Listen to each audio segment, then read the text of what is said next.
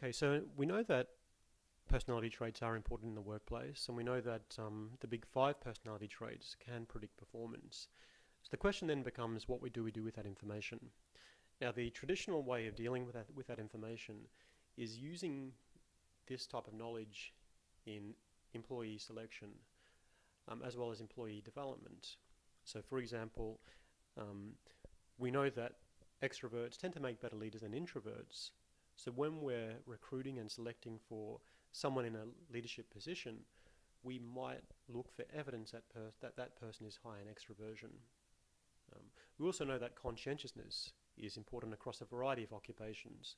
So it also makes sense to recruit someone who is high in conscientiousness for a wide range of positions. So I guess the default way of using this information is to actually give personality tests when selecting for employees, as this gives us some indication of where someone falls on these personality traits.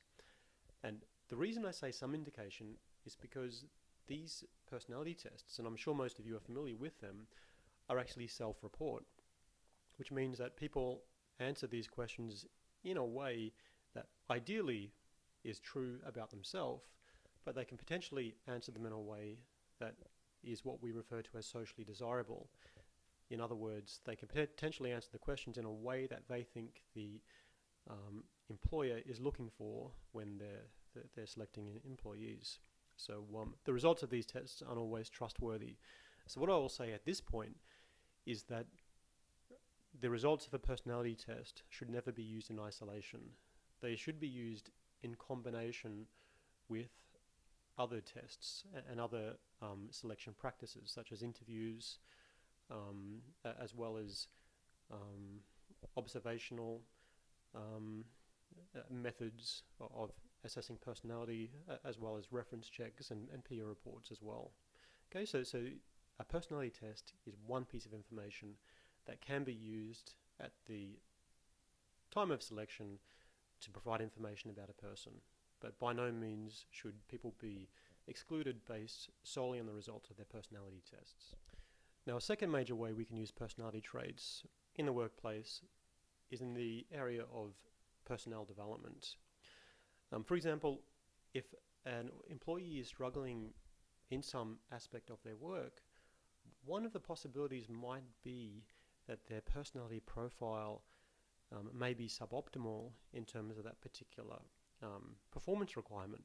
For example, an introvert required to engage in extroverted behaviors in order to be a good leader.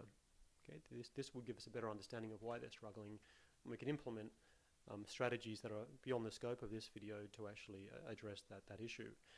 Similarly, we could have someone working in a very highly stressed situation or set of situations who is low on emotional stability. Now, if someone is low on emotional stability and highly neurotic, then it probably doesn't make sense for this person to be working in a situation whereby they're constantly under a lot of stress. Okay, so again, there's a range of things we could do to address these issues, but one of the first and most important things that we can do is diagnosing why these things are happening, and personality traits really help us to do that. Okay, now moving on, before I spoke very briefly about personality testing and how personality tests tend to be self-report. What I want to deal with very briefly now is how to actually measure personality. Now, personality can be measured using questionnaires, which essentially ask people about their behaviors across a range of situations. Now, what people who score these tests do is they look at how the various questions that are designed to measure the various personality traits add up with each other, and based on that, they give people a score for each of their personality traits. So, like I said before, someone can score very high on one trait but low on another, such as extroversion, conscientiousness, and so on. Now, there are several very good personality tests that exist, particularly of the big five. And I'm not going to cover them in this video because we simply don't have the time, but I've attached a paper written by me and a colleague that actually outline in a lot of detail the various options that both researchers and practitioners can use when they want to measure personality, and the various pros and cons of each of those options. In that particular paper, I also cover a very similar model of personality to the Big Five called the hexaco. That's essentially a Big Six model that also includes a personality trait called honesty, humility, that in some situations it's more appropriate to use the 6-factor model as opposed to the 5-factor model. But like I said, I detail all that information in the paper that you will have access to as part of your studies. Just to briefly finish off now, as I said before, I wanted to conclude with a brief discussion of whether personality traits can be changed. Up until about 15 years ago, the common consensus amongst personality researchers was that personality cannot be changed. Essentially, people, or personality was thought to mature in the late teens and early 20s, and subsequently remain consistent over the remainder of the lifespan. However, what we found in the last 15 years in particular is that this is actually not the case. Personality tends to naturally change over time, such that people tend to get higher and lower in certain of the Big Five personality traits. And something that I find even more fascinating is that it seems that people can purposefully change their personality traits if they want to. People can become more extroverted if they set that as a goal for them and essentially act more extroverted over time. And the same is the case for the remainder of the personality traits.